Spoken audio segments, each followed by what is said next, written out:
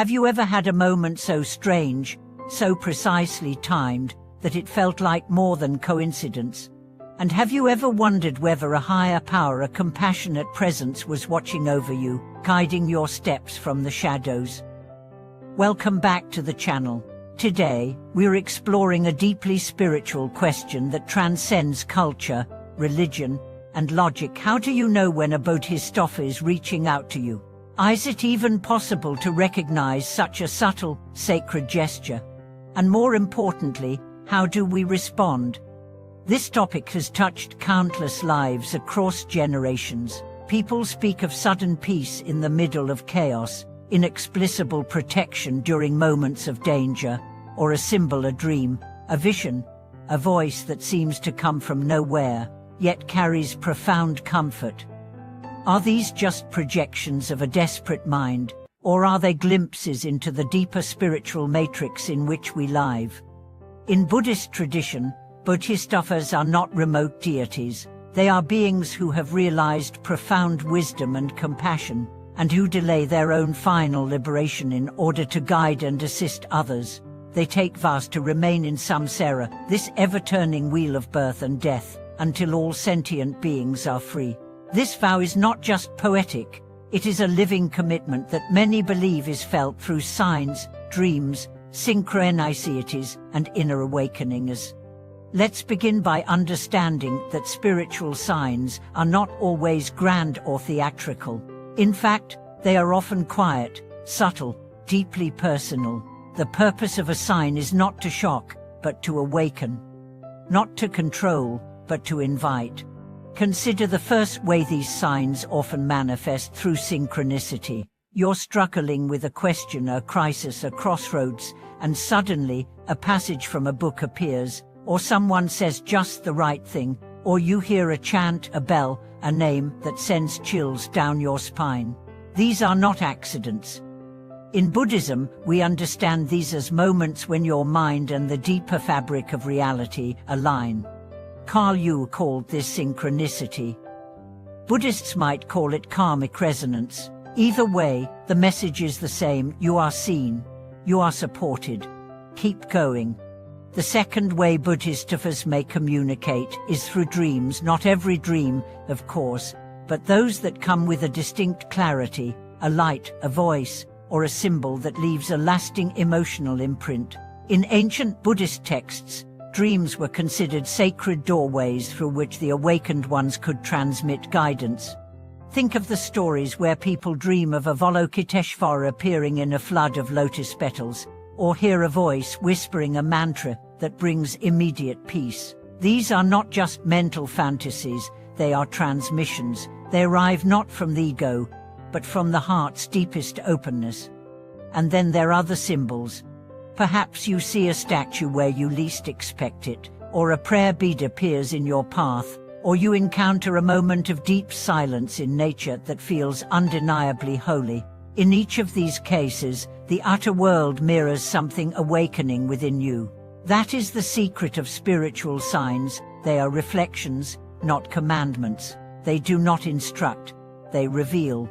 But this raises an important question: how do you know it's real? How do you know it's not just your imagination? Here's the truth: the validation is not in the spectacle, it's in the shift it brings. A true sign will not inflate your ego. It will quiet your fear. It will not cause addiction or obsession. It will deepen your peace. It will bring you home to yourself, not take you away from reality, but return you to it, softer, wiser, steadier. Bodhisattvas do not offer shortcuts. They offer encouragement. Their signs are not lottery tickets to bypass your karma. They are lamps placed gently on your path to remind you that you're not walking in darkness. They are reminders that the universe bends toward compassion, that awakening is possible, and that someone sees your struggle and stands beside you in silence. For now, let's explore what this actually looks like in daily life. You may be in deep grief. Everything feels hollow. But one morning, you wake with an inexplicable calm. The tears still come, but they no longer feel like drowning. They feel like release. A Bodhisattva has touched your heart, not to remove the grief, but to give it purpose. Or you've lost direction. Life has collapsed. You don't know where to turn. Then one day, while walking, a stranger smiles at you with a warmth that pierces your numbness, or a line in a chant speaks directly to your pain. That moment restores your strength. The Bodhisattva has spoken not in words, but in resonance. Bodhisattvas speak through the language of presence. They inhabit what we call skillful means, apaya. They meet us exactly where we are. For one person, that might mean a teaching. For another, it's a child's laughter. For someone else, it's the sensation of breath during meditation. The forms differ. The essence is the same, compassion moving through space and time. But to receive these signs, we must cultivate sensitivity. If your mind is noisy, your eyes distracted, your heart closed, you'll miss them. The signs do not shout, they whisper. This is why spiritual practice is essential, not because it earns blessings, but because it tunes your perception. Meditation, chanting, mindfulness, these are the ways we clear the fog.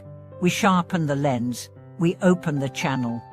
The more you practice, the more you begin to feel the presence of compassion, not as a concept, but as a tangible field of warmth that surrounds and flows through you.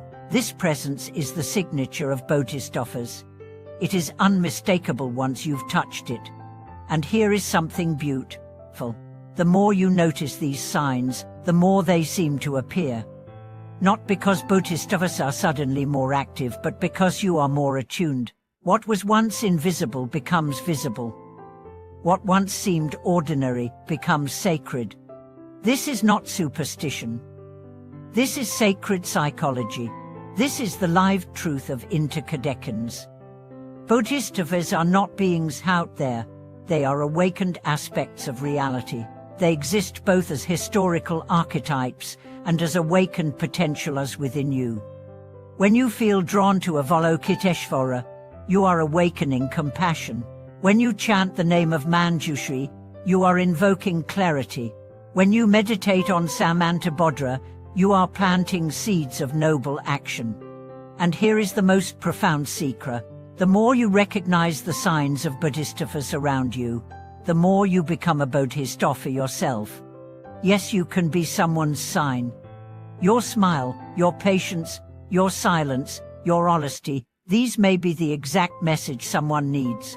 Your gesture of forgiveness may open a locked heart. Your resilience in pain may restore someone's faith. Your gentleness in a harsh world may be the touch of divine compassion they've been praying for. This is the ripple effect of awakening. You receive the light and you pass it on. So don't just look for signs, be one. Live in such a way that others feel less alone in your presence, that they feel encouraged, not judged, seen, not fixed, accompanied, not instructed. You don't need a halo.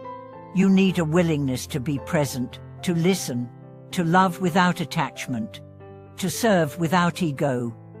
This is the real miracle, that you are not separate from the Bodhisattvas, you are their continuation. You are their answer to someone's prayer. So if you've ever felt watched over, take heart, it's real. If you've ever felt alone, take courage, you're not. And if you've ever felt called to help, to heal, to be of service, know this, that is the Bodhisattva within you, awakening. Let's continue with a question that often arises in the hearts of sincere practitioners. Why do some people seem to receive signs or blessings more frequently than others? Is it because they are more spiritually gifted, more favored? Or is there something deeper at play? In Buddhist understanding, every interaction with the sacred, every moment of intuitive insight, every glimpse of peace, every mysterious sign is rooted in karmic affinity. The word for this in many traditions is huon, meaning affinity or connection. When a person has cultivated wholesome karmic roots in past or present lives, their consciousness becomes more attuned to the wavelengths of compassion, wisdom, and divine presence. This doesn't mean that those who don't receive signs are less worthy, it simply means the timing and the receptivity are not yet aligned. The Bodhisattvas do not withhold help. But just as a radio must be tuned to the right frequency to receive a signal, our hearts must be aligned with mindfulness, humility, and trust to perceive these subtle communications. And this is where practice comes in, not as a way to earn signs, but to open the inner senses that perceive them. When your mind is still, you hear the message. When your heart is open, you feel the touch. When your life becomes quiet enough, the presence of compassion enters like a breeze through an unlocked window. Let's consider the spiritual state known as treadiness. You may not realize it, but much of your inner journey is about preparing the ground for spiritual flowering. Just as a lotus blooms only in still water, the signs of Bodhisattvas bloom in hearts that are no longer agitated by greed, fear, or distraction. Sometimes we don't see signs because we are still demanding them, seeking proof, expecting divine performance.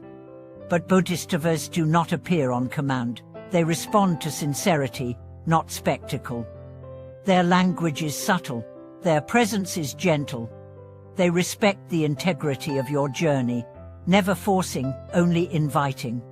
And when you finally stop seeking signs out of desperation, when you sit in silence, not to get something, but to simply be, that's often when the signs appear.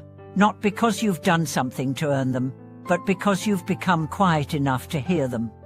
This leads us to an important insight. Signs are not answers. They are mirrors. They don't tell you what to do. They reveal what you already know but have forgotten. A sudden peace in meditation isn't just a blessing, it's a reflection of your own deepest nature. A compassionate gesture from a stranger isn't just luck, it's a glimpse of the universal compassion that lives through all beings. And just as you begin to recognize the signs outside, you also begin to see them inside. Your own thoughts start to shift, your inner dialogue softens. You begin to ask different questions, not how do I escape my pain, but how can I grow through this? Not why is this happening to me, but what is this moment teaching me? These questions are signs too. They mark the beginning of your own awakening. One of the most powerful teachings in Mahayana Buddhism is that all beings possess Buddha nature. This means that the capacity for full awakening is already within you. The Bodhisattva outside is not separate from the Bodhisattva within. Every sign you receive is actually a reflection of the awakening already stirring in your own heart. So how do we deepen this connection? How do we cultivate a life in which the sacred becomes more visible? The first answer is presence. The Bodhisattvas live in the now, not in your regrets, not in your fantasies, but in this exact breath. The more you inhabit the present, the more the sacred unfolds. The second is purity, not moral purity, but mental clarity. The more you let go of distraction, resentment, and judgment, the clearer your inner sky becomes. And just like the moon cannot reflect on turbulent water, divine guidance cannot shine through a mind in turmoil. The third is intention. When you live with sincere aspiration not to gain, but to serve you, align yourself with the Bodhisattvas, you join their current. And in doing so, you begin to experience their presence not as something external, but as the natural atmosphere of your own noble life. Now imagine living each day as if it were a sacred exchange between your human effort and divine grace. You wake up and dedicate the day not to success, but to service. You walk with eyes open for beauty, not only in nature, but in the faces around you. You speak with care, knowing that even your words might be a sign for someone else. You meditate not just to calm yourself, but to connect with the greater field of compassion. You respond to difficulty not with despair, but with a prayer, "Let this moment be useful." And slowly, your entire life becomes a sacred sign.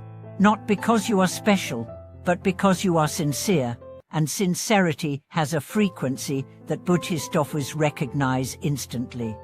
There are countless stories of individuals who encountered these signs during times of immense struggle. A dying person sees a gentle light at the foot of the bed. A grieving mother hears the name of a deity in her dreams. A man on the brink of suicide receives a call from a stranger at the perfect moment. What do these stories mean?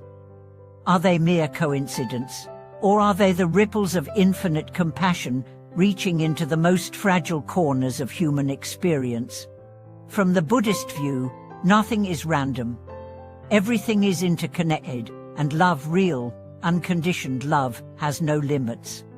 The Bodhisattvas vow knows no boundary, no expiry date, no condition of worthiness. If there is suffering, there is compassion reaching for it. This is why even the smallest act of devotion matters: lighting a candle, offering incense, buying, chanting a name.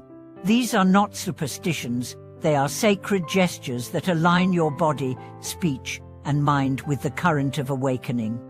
They make you visible, not to the gods, but to yourself. They remind you of who you are and who you're becoming. Even more beautifully, they remind the universe that you are open. And when you're open, the entire world becomes a shrine. The chirping of birds becomes a mantra. The wind through trees becomes a sutra. The kindness of a stranger becomes a sermon. Every moment becomes a sign, not because it's magic, but because you're finally paying attention. And so, the real question isn't, is the Bodhisattva watching me? The real question is, am I watching my life with the same compassion, attention, and presence? When your answer becomes yes, when your eyes soften, your breath slows, your thoughts become clear, then the signs are no longer needed, because you've become what you were searching for all along: a presence of peace, a vessel of compassion, a light in the world. Thank you once again for watching this video. I hope this exploration of divine signs and the presence of Bodhisattvas offered you insight, encouragement, and most of all faith in your own unfolding path. If you've ever experienced something you felt was a sacred sign, share it in the comments below. Your story might be the sign someone else needs today. Be sure to like, subscribe, and join us again soon for more journeys into the heart of awakening. Until next time, walk gently, listen deeply, and know you are never alone.